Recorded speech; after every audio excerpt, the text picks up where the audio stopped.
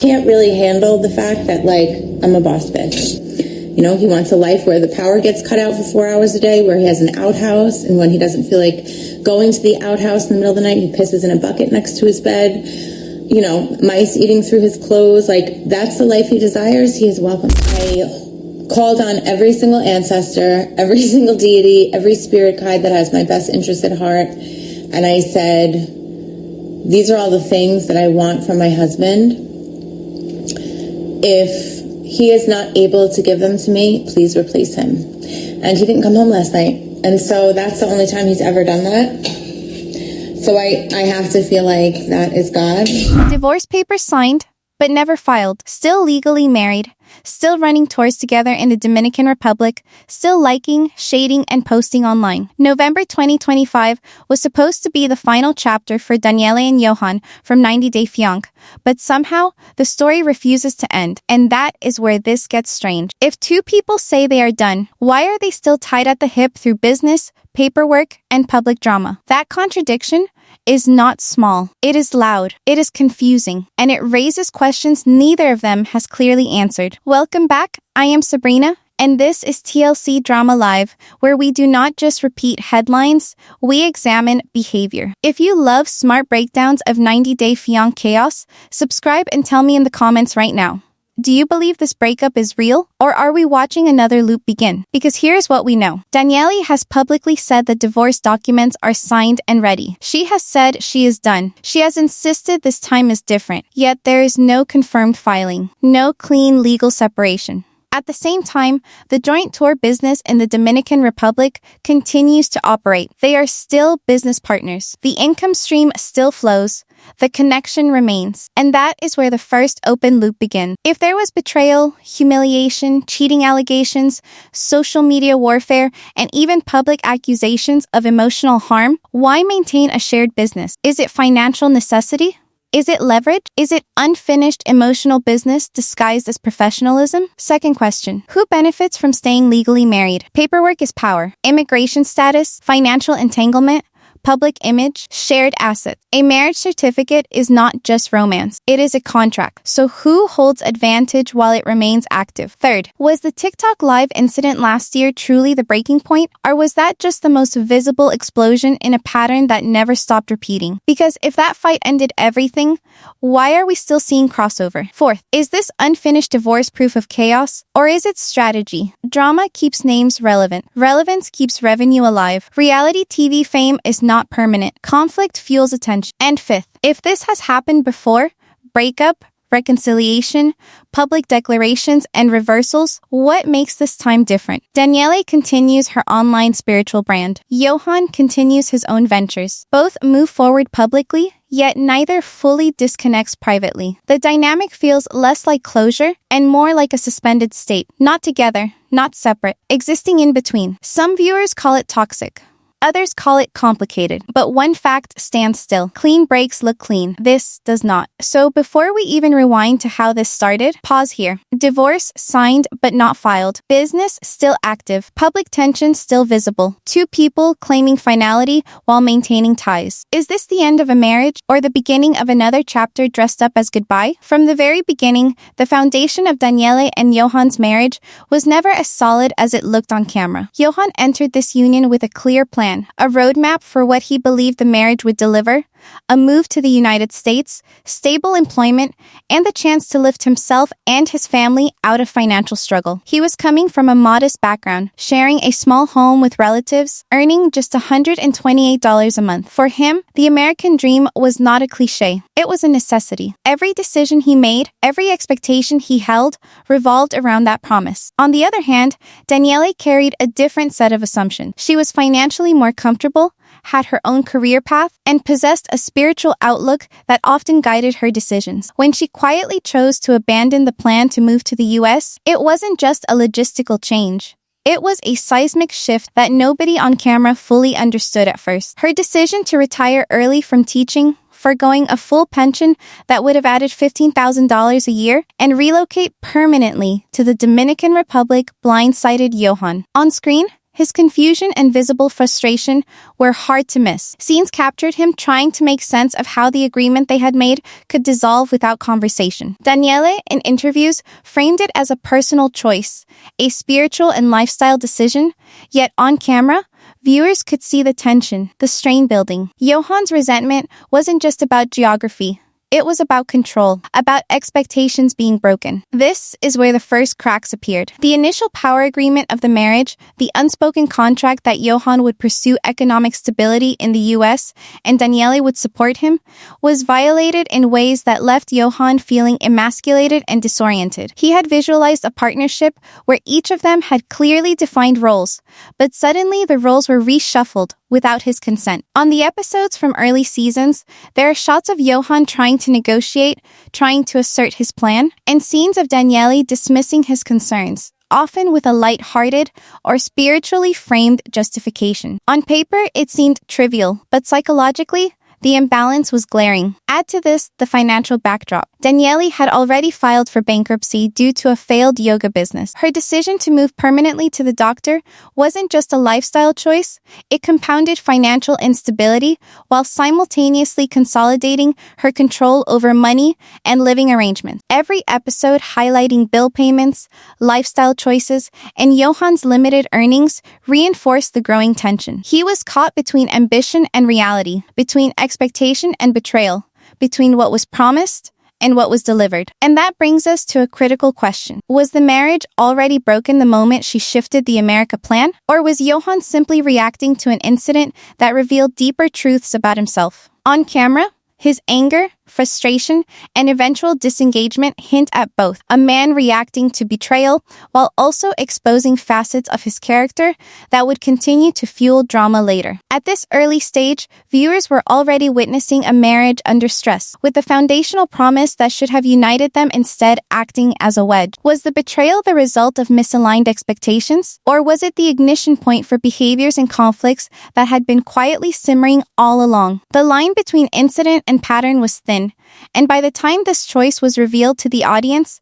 the path forward had already started to crack. From the outside, Danielle's life looked enviable. Retreats, yoga classes, online coaching, and a social media presence that screamed independence. But the cracks underneath were financial and psychological. Money was never just a practical matter in this marriage, it was the lever of control. Johan, working tirelessly for $128 a month, seemed to be running in place while Danielle dictated the tempo of life, from paying bills to controlling where they lived. Every receipt, every on-screen argument, every subtly filmed gesture of frustration built a story where dollars weren't just currency, they were weapons. Her bankruptcy, her early pension exit, and the way she flaunted wealth while questioning Johan's earning ability didn't just create tension, it framed him as inadequate, emasculated, and under scrutiny at every turn. Even small details spoke volumes. The $sign tattoo on Johan's arm symbolized ambition, a visible mark of his desire to rise, to claim his own economic power. But in practice, ambition clashed with reality. Danielle's control over payments,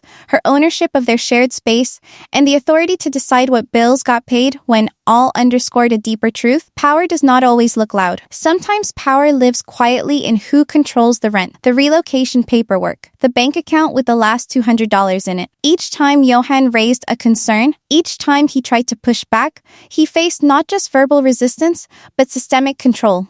A reminder that independence is easy to talk about, hard to live. Contrast makes the imbalance sharper. Johan hustled to prove himself, sending money, managing work overseas, trying to stay relevant and connected, while Danielle relied on her financial decisions as a measure of dominance. Scenes where she questioned his ability to earn or joked about his slow progress weren't just about pride, they were about power framed as judgment. On camera, viewers saw more than tension. They saw the anatomy of control, a study in how financial leverage shapes personal dynamics. And this is where the psychological stakes deepen. Financial imbalance bleeds into masculinity tension. Johan's efforts to gain respect, to assert himself, collided with Danielle's economic authority. Their disagreements were rarely about money alone. They were about identity, about ego, about feeling capable in the eyes of a partner who seemed to have all the tools and yet used them selectively. Every dollar she spent, every decision she made, subtly reinforced her dominance, while Johan struggled to keep up, painted him as reactive, defensive, and vulnerable. This isn't just a story of hustle versus dependence. It's a story of control disguised as practicality. Money dictates location, paperwork, access, and ultimately who has the final say. It's quieter than shouting, but far more binding. On camera, the audience can see the pattern unfold. How one side wields economic power like a hidden hand, while the other side scrambles to find leverage anywhere possible. And here's the tension that lingers. If money is control, what happens when money disappears? If the very tool used to dominate becomes unstable, who really holds power in a marriage built on financial imbalance? The question lingers like smoke, forcing viewers to confront the fragility beneath the surface and anticipate the next shocking turn in a story where dollars and dominance are inseparable. The moment the cheating rumors hit, the air around Danielle and Johan shifted. Allegedly, there were relationships before the wedding, and over time, multiple women reportedly reached out. Screenshots, messages, social media breadcrumbs, creating a trail impossible to ignore. The tell-all tried to frame it as denial, but the public had seen enough inconsistencies to keep questioning. Was it a preemptive defense or a partial truth? Every claim, every counterclaim added layers of suspicion, while the audience was left scanning for receipts and contradictions. Social media amplified every mistake, every slip. Posts that were supposed to be intimate or private suddenly became public fodder, fueling speculation. Daniela's live interactions, blocked followers, and public sharing of messages transformed what could have been a private argument into a spectacle. And Johan, allegedly engaging with multiple women, provided equally public evidence of a marriage under siege. The line between private and public collapsed. Every TikTok fight, every story post, every comment thread became a battle zone. It was no longer about love or partnership. It was about survival in front of an audience of millions, where every move was judged and dissected. The psychological angle here is fascinating. Both parties accused the other of control, manipulation, and emotional harm, yet both engaged in behaviors that mirrored the accusations. Danielle publicly humiliated Johan while asserting spiritual justification, and Johan, allegedly juggling secret relationships and his own financial moves, reinforced the narrative of power imbalance. It's a textbook example of projection. Each side saw in the other what they might be doing themselves, creating a feedback loop of blame and mistrust. The drama didn't pause. It escalated. Each revelation, each screenshot, each story posted by a fan or influencer added to the tension. Allegedly, the cheating continued even during supposed reconciliation. The audience was left wondering, is this a marriage in freefall or a performance built for the cameras? The patterns repeated: betrayal, denial, accusation, public exposure, each time with stakes higher and humiliation deeper. Yet the most puzzling question remains, why stay? After public humiliation, after alleged betrayal, why continue a relationship so visibly toxic? Every scene, every post, every carefully edited video seemed to challenge logic. Was it love, fear, obligation, or strategy? Or perhaps a mix of all four, tangled in a cycle that neither could easily escape. And here's the lingering tension. Each revelation made viewers rethink the previous ones. Was Danielle projecting while accusing Johan? Was Johan's behavior a reaction to being controlled and belittled, or simply revealing who he truly was? The answer isn't clear, and that's what keeps eyes glued to the screen. The social media chaos magnifies every misstep, making each apology, denial, or accusation feel larger than life. Allegedly, no one is innocent, yet each side frames themselves as the victim. The contradiction keeps viewers guessing, hearts racing, and minds analyzing. Why stay after humiliation? That question hangs, unresolved, teasing the audience with the promise that the next revelation could be even more explosive. Every post, every screenshot, every TikTok fight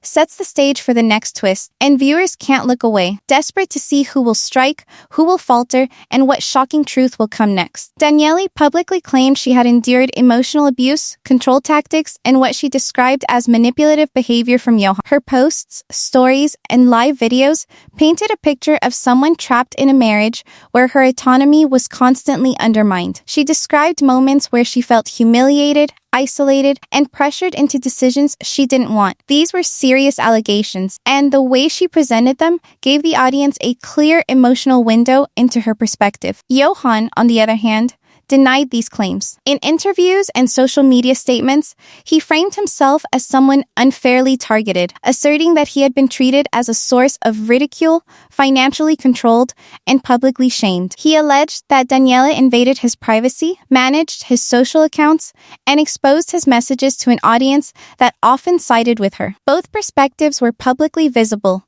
yet neither provided a simple, uncontested version of the truth. This is where the audience is invited to think critically. If both parties claim the other is controlling, where does accountability actually lie? Which actions were genuinely harmful, and which were reactions to previous behavior? The narrative is complicated by the fact that the power in the relationship was constantly shifting. At times, financial control gave one side leverage. At other times, social influence and public perception created an entirely different kind of power. The public exposure of private interactions became a weapon. Every screenshot, every TikTok live, every story post functioned as a tool for dominance. The lines between personal grievance and performance blurred. Emotional harm was both experienced and exhibited. For the audience, this creates a constant tension. Are we witnessing genuine pain, calculated strategy, or a mix of both? It's worth noting that none of the script assigns diagnoses or labels. The focus is purely on behavior and consequences. Danielle's posts and actions demonstrated a methodical use of public platforms to assert her perspective. Johan's responses, alleged interactions with other women, and refusal to concede public narratives highlight his way of asserting agency. Both parties engaged in patterns that escalated the conflict rather than resolving it. The psychological undertone is clear. Each side projects intentions onto the other while defending their own choices. In this ongoing cycle, accountability is often obscured. Observers see accusations flying, apologies attempted, reconciliations announced, and yet the patterns repeat. It's not about who is right or wrong in a clinical sense. It's about how repeated behaviors, public exposure, control tactics, reactive humiliation, perpetuate tension and prevent closure. The question for the audience lingers.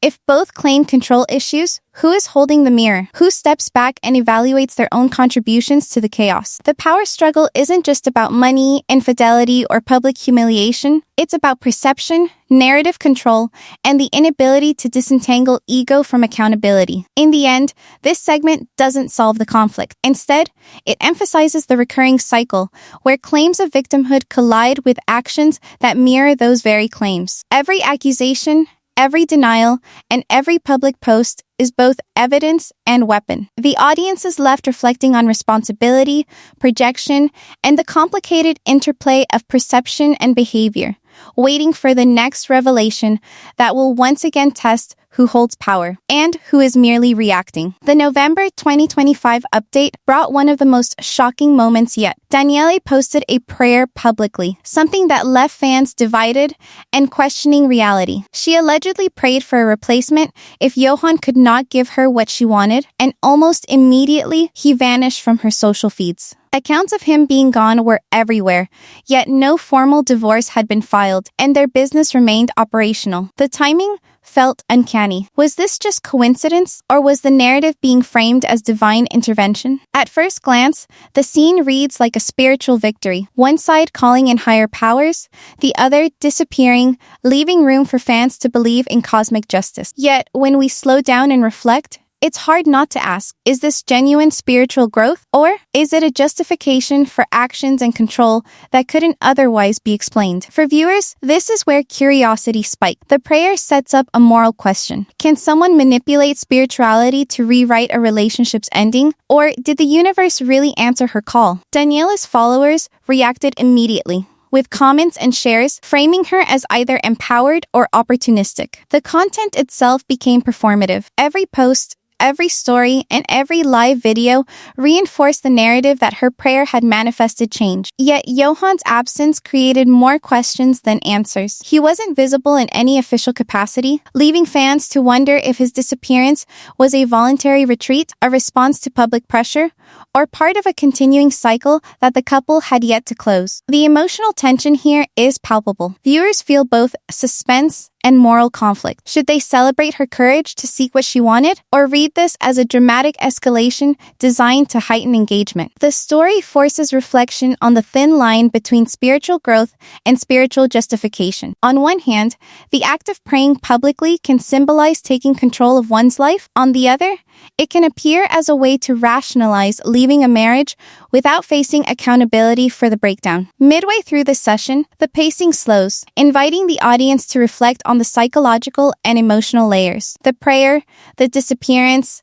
the framing, these aren't just events. They are symbolic beats, testing how viewers interpret intention and consequence. Did she feel liberated? Or was this another moment of projection, turning private frustration into public spectacle? The narrative lingers, forcing questions about power, intention, and the ways people seek validation for choices that might otherwise be criticized. As the minutes tick by, the emotional pull strengthens. This is a story that blends vulnerability with strategy. It's raw, yet calculated. The juxtaposition of public faith and private turmoil keeps the audience on edge, wondering if the apparent divine intervention is real or curated. By the end of this segment, the lingering tension is clear. Did Danielle genuinely manifest freedom through her prayer, creating a moment of personal empowerment? Or did she inadvertently summon abandonment, leaving herself and the audience questioning the lines between intention and outcome? The question hangs unresolved, teasing the next chapter in a saga that refuses to be predictable. Against all expectations, Danielle and Johan surface back in each other's lives. After weeks of absence, cryptic posts, and social media silence, they were suddenly seen together again, sparking confusion across their fan base. Comments ranged from shock to outright disbelief. How could two people embroiled in such public chaos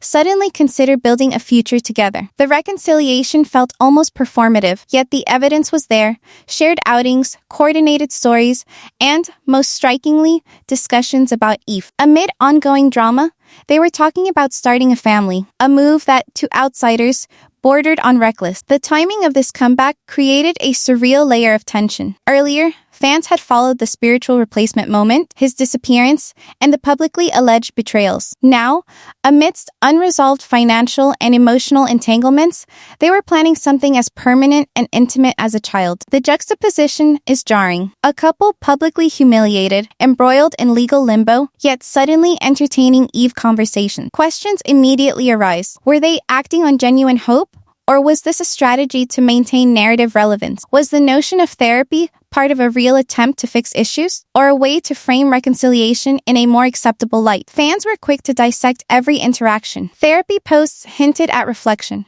while health scare updates added urgency to the reconciliation storyline. There was an unspoken question haunting every update. Can personal hope outweigh repeated patterns of instability? Observers saw them navigating moments of apparent vulnerability, but the underlying power struggles and cycles of projection remained intact. The tension between emotional desire and practical reality created a complex web that demanded attention. The absurdity of discussing family planning amid ongoing conflict highlighted the chaotic nature of their relationship. One moment, they were accusing each other publicly of control and manipulation.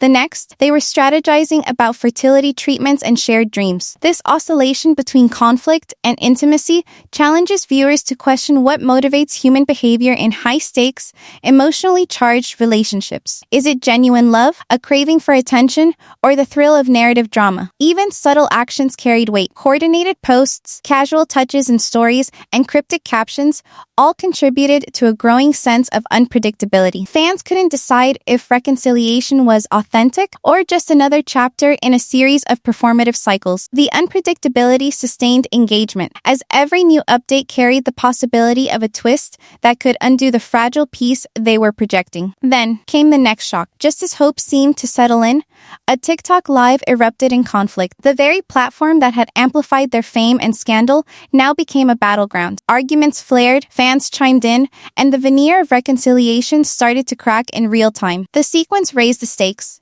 Even as they discussed therapy, and health concerns, their public persona remained unpredictable, raw, and emotionally charged. The lingering question at the end of this segment is unavoidable. Can hope genuinely overcome repeated instability? Or is this just another chapter in a carefully orchestrated cycle of drama that keeps both their audience and themselves invested? The tension builds, teasing the next episode of chaos and emotional upheaval, as viewers are left to watch, wait, and question what will truly come next. The TikTok incident exploded like a storm nobody saw coming. Comments, live reactions, and reposts made it impossible to ignore. Danielle went live, eyes blazing, blocking fans mid-comment, curating every reaction, every word, controlling perception as if she could rewrite history in real time. Every viewer became both audience and witness to the chaos, trapped in the emotional pull of a marriage unraveling on camera. Public embarrassment hit peak levels as screenshots circulated, snippets of fights looping across platforms, each one more dramatic than the last. Johan, on the other hand, disappeared into the background at first, but the tension was electric. He left with nothing but the clothes on his back. No announcement, no closure, no acknowledgement of the emotional maelstrom that had just played out live. The absence itself was a statement, a silent protest, or perhaps a strategic withdrawal. Fans would never know. The gap left behind only fueled speculation. Was this the final split, or a pause in a cycle destined to repeat? Every action, every omission added layers of uncertainty, creating a potent mix of curiosity and shock. The public humiliation was only part of the story. Their audience watched a battle over narrative control,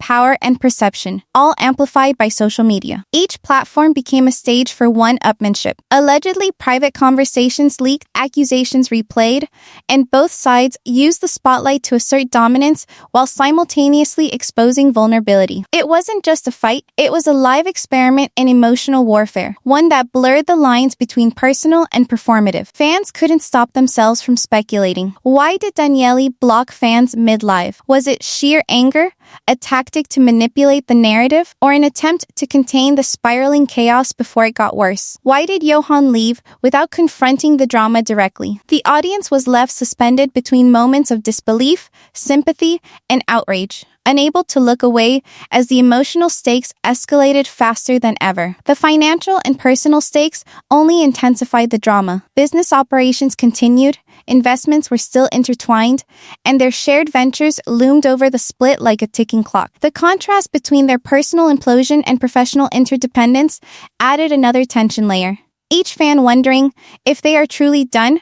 Why is the paper trail untouched? Why no formal divorce filing? The legal limbo only deepened the narrative, creating an open-ended question that refused resolution. As this chaotic segment closes, one thing becomes clear. The TikTok incident wasn't just a fight. It was a magnifying glass on every tension, betrayal, and imbalance that had built over months and years. Fans are left grappling with the same question that dominates every update. Why, with the emotional debris scattered, the fights aired publicly, and the personal boundaries breached, does the legal status remain unresolved? The uncertainty isn't just frustrating, it's magnetic, pulling viewers in, leaving them on edge, and demanding to know what will happen next. Even after the most explosive fights and public humiliation, Danielle and Johan stayed connected through business, a reality that feels almost surreal. Joint tours, branded events, and content monetization meant that both of them had financial skin in the game. And, surprisingly, the conflict itself fueled income streams. OnlyFans activity,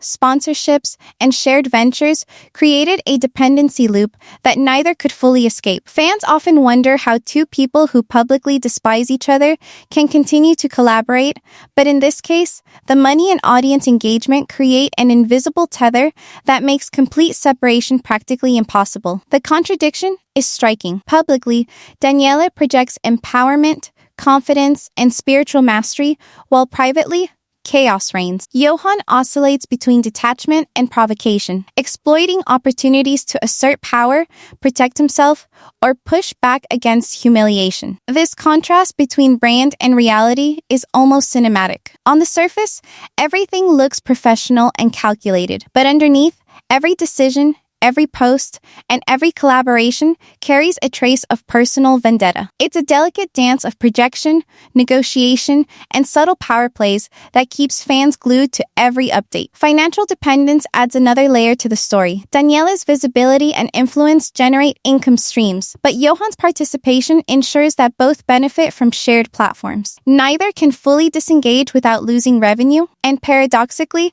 their ongoing tension keeps the audience invested, which keeps the business alive. The drama and the income feed each other, creating a feedback loop where chaos equals profitability. The cycle isn't just destructive emotionally, it's economically reinforcing.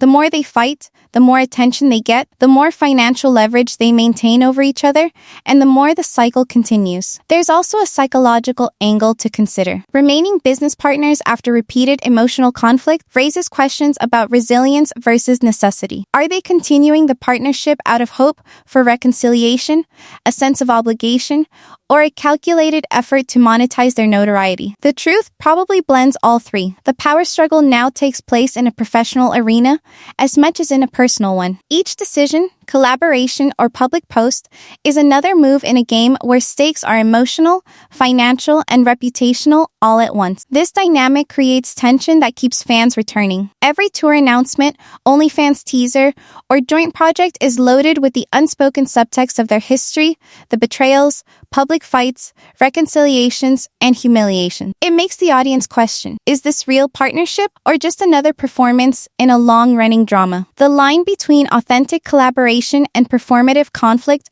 blurs constantly. The business exists because of the drama, and the drama exists because of the business. Their audience becomes both consumer and witness, addicted to the tension, invested in the personalities, and drawn into a cycle that sustains itself financially and emotionally. Ultimately, the lesson here is unsettling but fascinating. Toxicity is profitable, and conflict has become a commodity. The cycle of betrayal, humiliation, and reconciliation isn't just a personal pattern. It's the engine that keeps the brand alive and the bank accounts growing. Every public spat, every post, and every strategic collaboration reinforces their relevance and ensures that viewers remain hooked, anticipating the next twist. Fans are left in suspense, compelled to follow along, because the story and the money behind it demands that the drama never truly ends. When you step back and look at Danielle and Johan's story as a whole, patterns start to emerge that most viewers miss when they're caught up in the shock of individual incidents. At the center is this constant tension between control and freedom, between ego and accountability,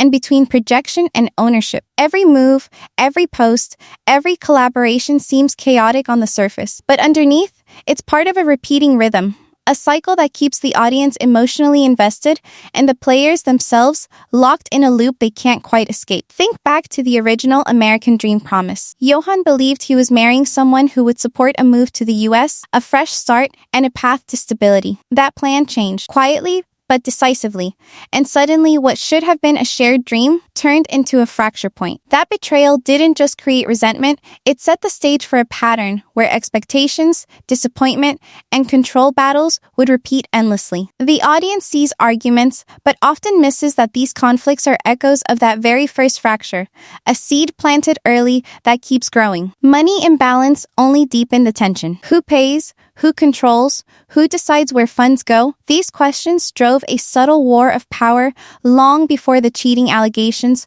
or TikTok fights even surfaced. The dollar sign tattoo, the accounts handled unevenly, the financial leverage, it all reinforced a psychological hierarchy where influence was measured in dollars and permissions, not in affection. Power does not always shout. Sometimes power is who decides the location, the bills, and the public narrative. Then, there's the spiritual replacement moment, which seems outrageous on the surface, but in context, is another piece of the pattern. Prayers for divine intervention, disappearances, and sudden shifts in proximity were framed as mystical or fated, yet functioned as another way to control outcomes and rationalize failure. The audience often interprets it as drama, but the subtle takeaway is that spiritual justification becomes a tool to reinforce personal agency without accountability. It's clever, and it's psychologically consistent with the earlier dynamics of ego and projection. TikTok incidents and public humiliation fit neatly into the same framework. Blocking fans,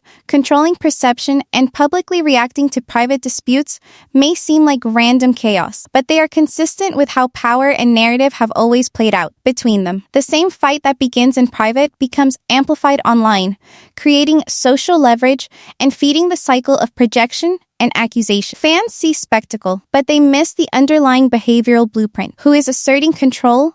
Who is deflecting blame? And how perception becomes part of the ongoing game. Even the business tie is part of the pattern. Remaining partners financially ensures ongoing connection, whether or not there is reconciliation in the romantic sense. The cycle of conflict feeds revenue, and revenue feeds conflict, cementing the loop. Observers think it's just absurd, but in reality, it's functional. It sustains relevance, maintains attention, and guarantees the next headline or TikTok drama. The takeaway for viewers is clear once you step back from the daily outrage. This isn't just a messy marriage, it's a repeating architecture of behavior where control, projection, ego, and accountability clash in predictable ways. Every shocking twist, every reconciliation, every public fight is part of a blueprint that has been running since the very beginning. Recognizing this pattern changes how you watch the story, not as a series of isolated scandals, but as a continuous psychological battle that keeps both the participants and the audience locked in the cycle. And if you think this is over, history and human behavior suggests the next twist is never far away.